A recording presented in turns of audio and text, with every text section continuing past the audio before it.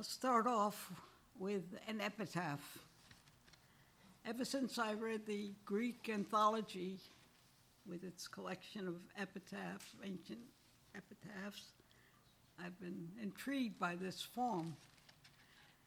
This is called Epitaph 1945.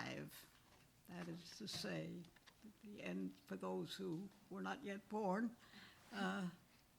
the end of World War II.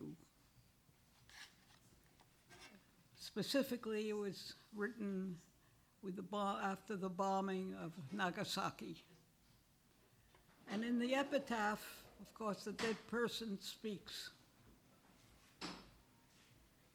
My spoon was lifted when the bomb came down that left no face, no hand, no spoon to hold.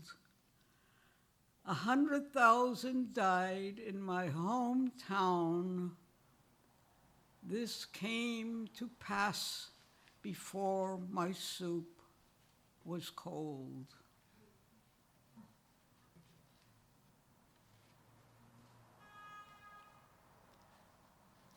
The invisible man.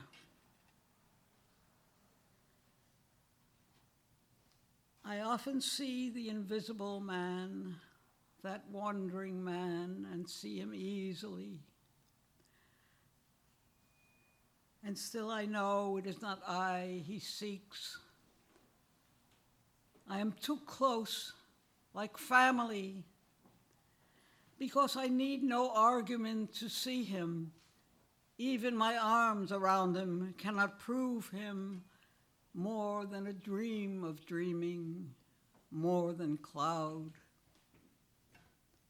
Ah, but the others, the solid citizens, to them he lifts a face that could be flesh, be features, and be lovely, be a face.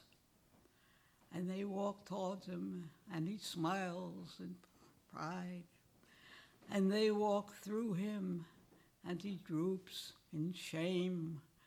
You can't do that, he cries. I am no highway, and must I shoot a gun for you to hear me? But they walk through him, and their path is open, and their five senses, not for him, are sharp. He turns again to me. I can do nothing. Still, if you could see us two locked in our occasional fantastic embrace, see, it is friendly because profitless, but always restless, and away we lean, the head turned sideways, and my glance averted, seeking the others solider than us, whose five senses always serve them well, but whose five senses, not for us, are sharp.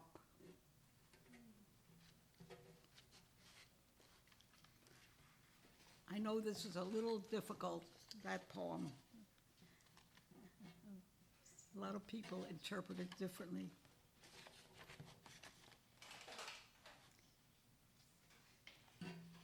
The 6 million. They entered the fiery furnace, and never one came forth.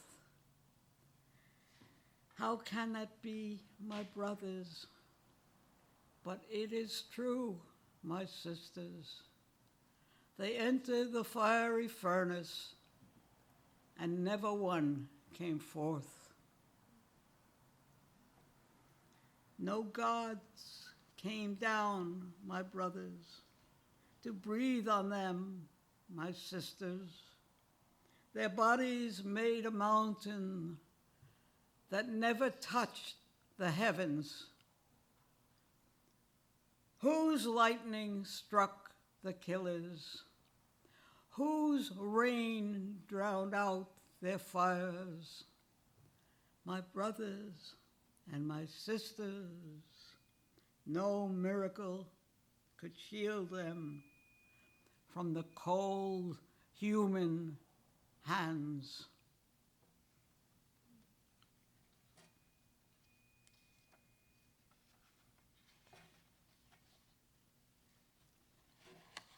Housing shortage. I tried to live small. I took a narrow bed. I held my elbows to my sides. I tried to step carefully and to breathe shallowly in my portion of air and to disturb no one. But see how I spread out, and I cannot help it. I take to myself more and more, and I take nothing that I do not need, but my needs grow like weeds all over the place. I clutter this place with all the apparatus of living.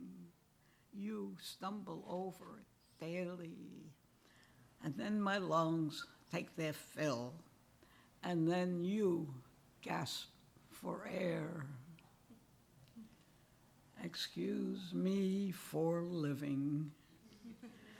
But since I am living, given inches, I take yards. Taking yards, dream of miles and a landscape unbounded and vast in abandon, and you dreaming the same.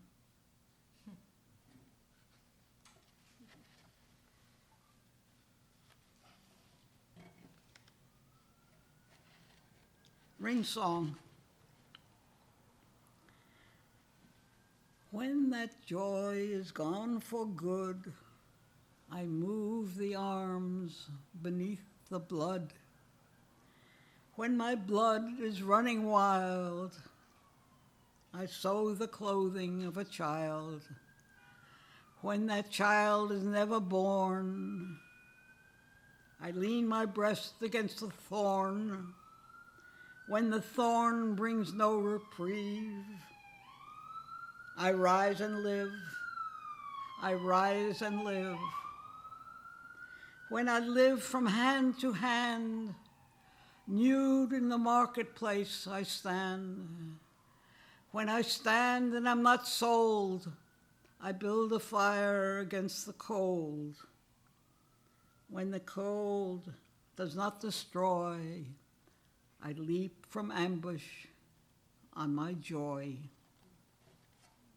And then it goes back to the beginning, which is when that joy is gone for good. You can see it visually that it's a ring. Okay. Nostalgic memory of New York. When you come back to the city, do not stand and wonder, will it take me back? It will take you back. When you look down the streets you deserted, they will not rise up to shake you off, you, the unfaithful. The wild automobiles will not rear in anger, nor the gears clash, and their teeth be broken just to behold you. The buildings that never bow down in grief to see you depart will take you back with their heads high. And the rush hour crowd will sweep you off your feet, and the short order cook will sizzle you in fat. Be proud of your welcome.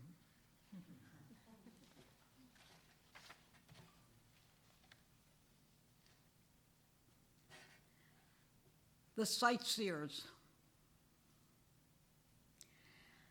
On a Saturday night, the blessed come to the dance hall of the damned. It is so good to feel so blessed.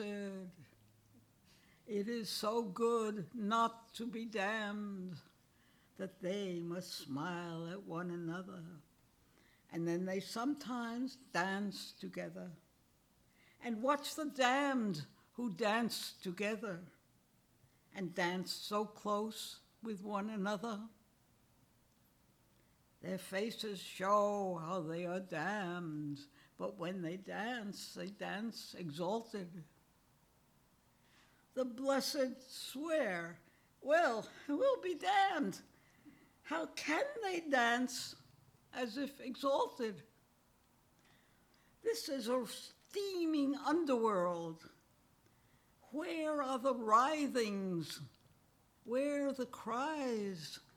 We came down from our overworld to see them writhe, to hear their cries. But would they make of this a church and hand on waist bless one another? The blessed swear, look at one another. We did not come to be in church. The blessed shudder in this air, the steaming air around the damned, and flee into the outside air that tells the blessed from the damned. Cool as a judge, the outside air that tells the damned how they are damned.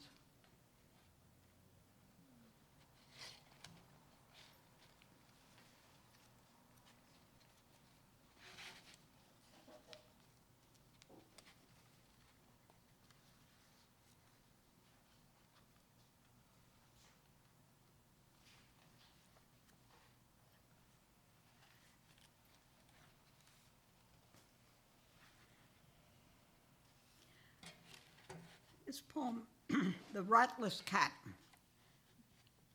I have to explain it a little bit because it's been misinterpreted as being autobiographical, which is a big danger in poetry, you know. It's all, poetry can be anything, about anybody. Of course, if you want to, you know, your life feeds into it. But because of this poem, some people have said, well, your family was very dysfunctional, but this has nothing to do with my family. This is about the Depression era. It was written in 1934 when I was 16, and it should have had something like a subtitle saying Family Life During the Great Depression, which would have made it a little clearer to some people what I was writing about. So it's called The Ratless Cat, and the rat in this, can you hear okay? Yeah. The rat is a job, okay?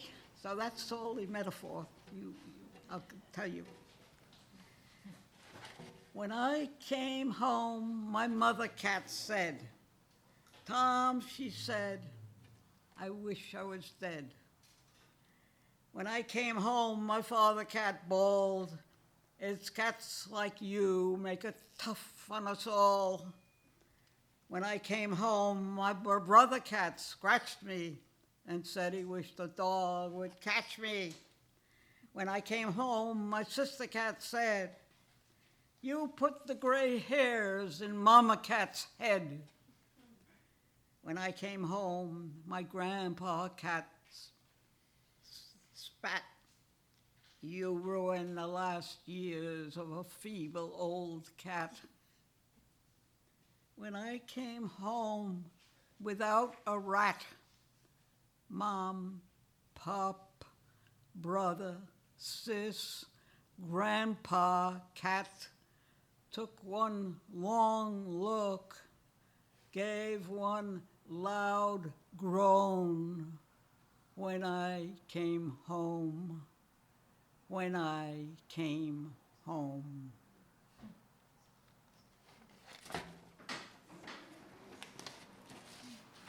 thing.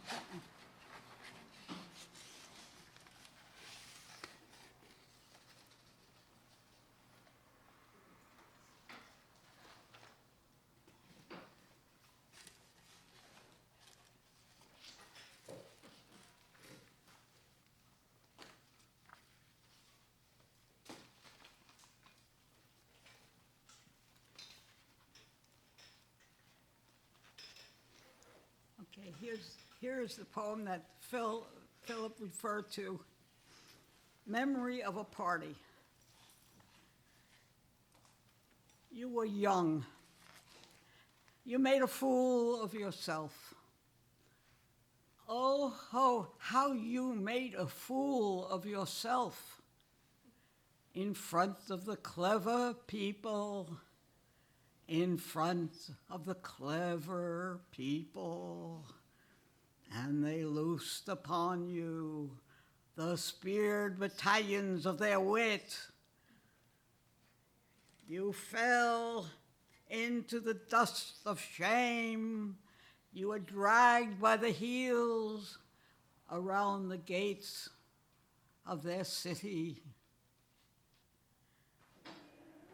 And since that time, the clever ones have one by one been disarmed of their toy weapons. The city has slowly turned into a village. That mock battle took place long ago among all the real wars, but its memory has the power to hammer in your head, make the sweat start, as if your own stupidity could explain all loss.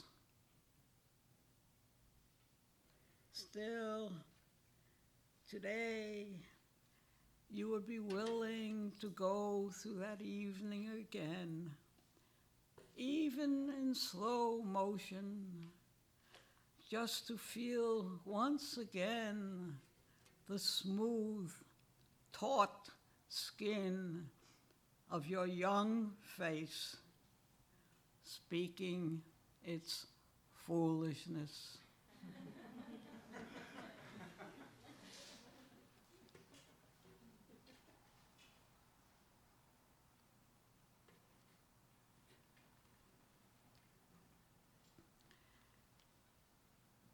In the woods,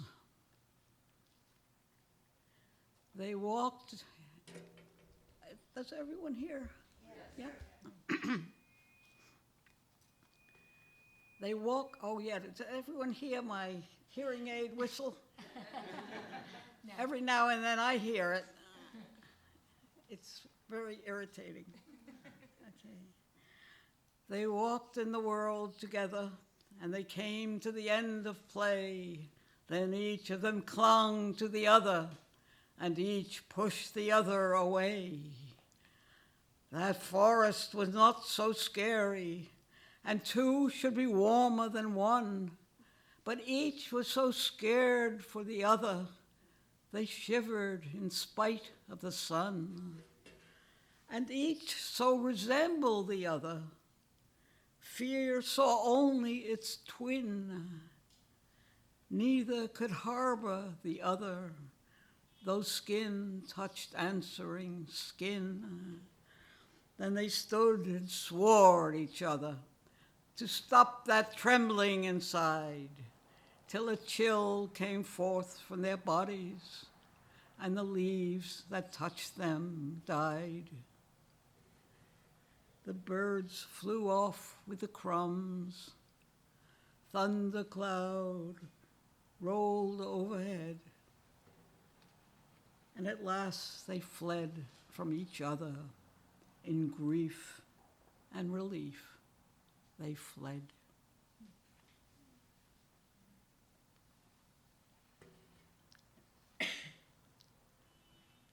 Jealousy.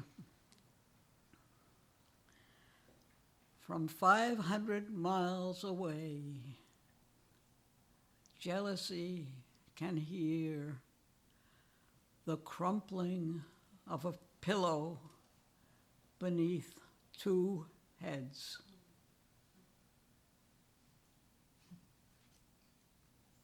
That's it.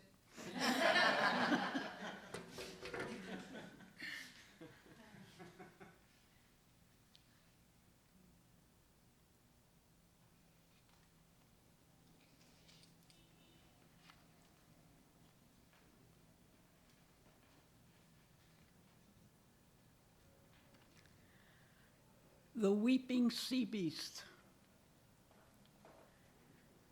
Tentacles for food, you range your underwater neighborhood.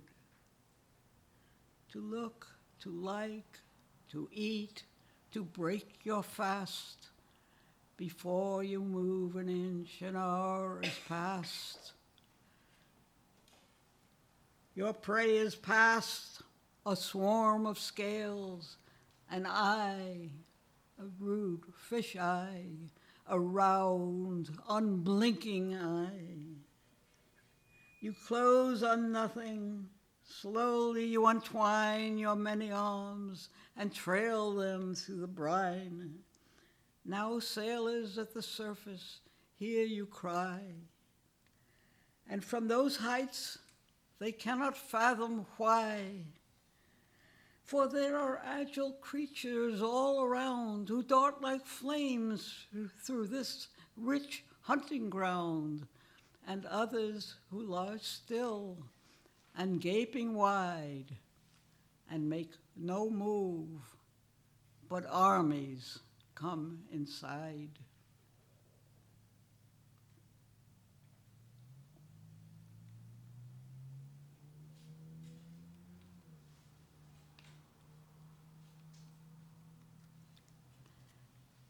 How much time do I have? Unlimited. However long you want to read. I'm sorry. However long you want to read.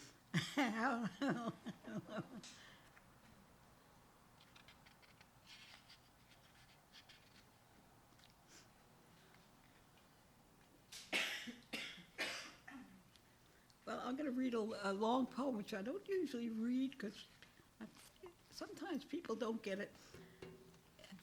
It's when I was 10 years old, I came across in a little anthology, a wonderful anthology actually, called The Cry for Justice, edited by Upton Sinclair in 1916. And it was a collection of excerpts from writings, sort of socialist writings throughout the ages. And in it was a quotation from The Ballad of Reading Jail by Oscar Wilde. And this captivated me. I had no idea why Wilde was in jail, but I was captivated by the poetry. And then, of course, I grew up and I knew why Oscar Wilde was in jail, because at that time, if you were gay, it was perfectly legal for you to be thrown into jail. And so this is my take, sort of, on this poem. And it's called Oscar Wilde in Reading Jail. And then I have a quote from from Oscar Wilde's original poem. I know not whether laws be right or whether laws be wrong. All that we know who lie in jail is that the wall is strong, and every day is like a year whose days are long. Those last two lines sort of captured me. Now, this is my adult version about this. The law was, and oh yes, and it sort of was inspired by a very fine biography of Oscar Wilde, which I read about 20 years ago by, I think I have acknowledgement of it. Can't remember right now. He's a very fine biographer, but okay. The law was wrong, but it was strong, and fragile was his case. No words of wit could strengthen it. or soften the judge's face, or save outrageous Oscar Wilde from outrage and disgrace? Who could forgive that he could live in bedroom and salon, not by the rules of Queensberry, but with Queensberry's son? That was his love, the son of this Marquis of Queensberry, who wrote all the rules for boxing, was the lover of Oscar Wilde and sort of turned on him a little bit and then came back. And so, with all due process, they locked him in steel and stone. Yes, punishment, it punishes, and maybe it deters. Hard labor sears the flesh, they said, till lust no longer stirs. So let this aesthete pose among forgers and murderers.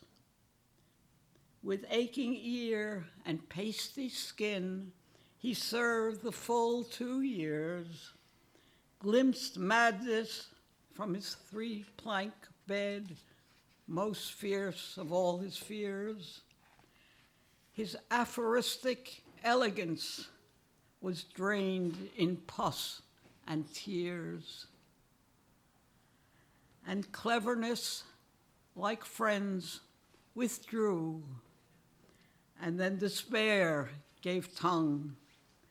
The law was wrong, the wall was strong, but pity walked among the silent men on prison rounds and shaped that mournful song.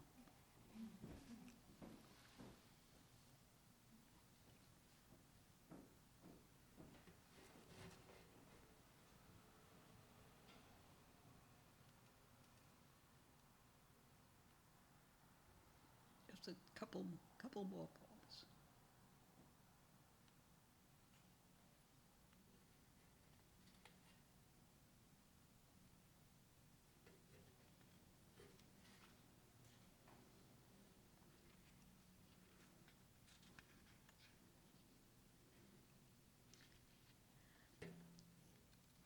Death and the Exile. Who's that climbing up the stairs? Who's that knocking at my door? Who's that sitting in my chair? Said the bone, tired exile. It's only me, who else could it be, with rain on my head from another country? Now put down your pen and come with me, said the skull-faced stranger.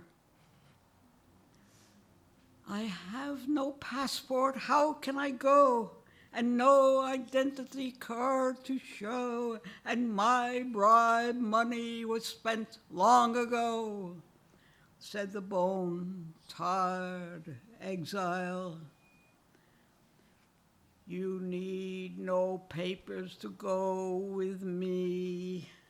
I cut through red tape as easily as you can cut through an artery, said the skull-faced stranger.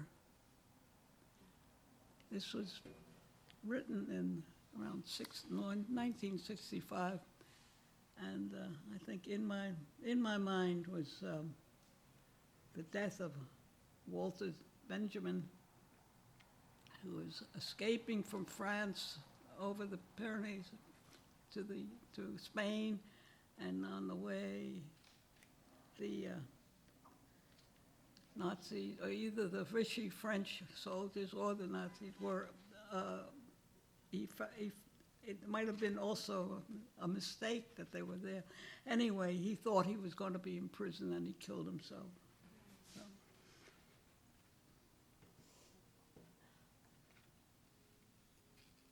Now, strangely enough, the topic of aging interests me. I don't know why. And so this is one of my tributes to my obsessions. It's called Catalog. My blurring eyes, my deafened ears, oh, careless sadism of the years. Sun-loving and sun-ravaged skin, one-sided love has done you in. My teeth, less said, less missed. My heart, my runaway, my telltale heart, heart whose misfirings can defeat the pulse of this iambic beat, while hypochondria detects whatever ill it hears of next. That always gets a laugh. In couplets that are not heroic, I try to say in accents stoic, for every rusting body fetter, perhaps my wit will work the better. I will not be subservient to every ruined ligament. I'll prove on my anatomy a body-mind dichotomy.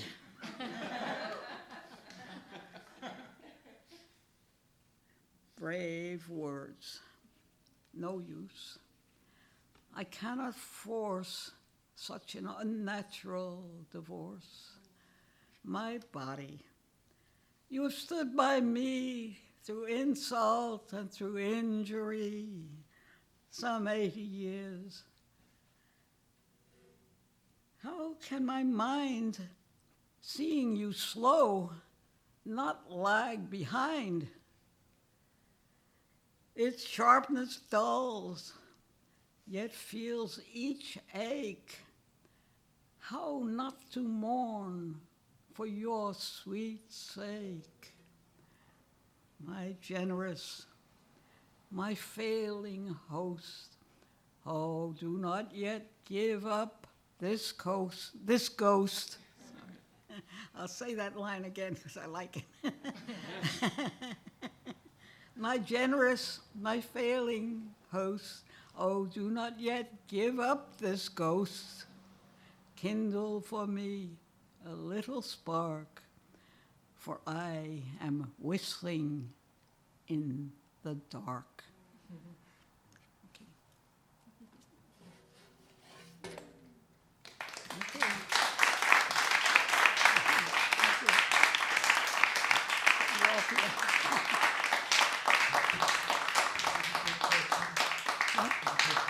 Yeah, a meaning, yeah. Thanks so much.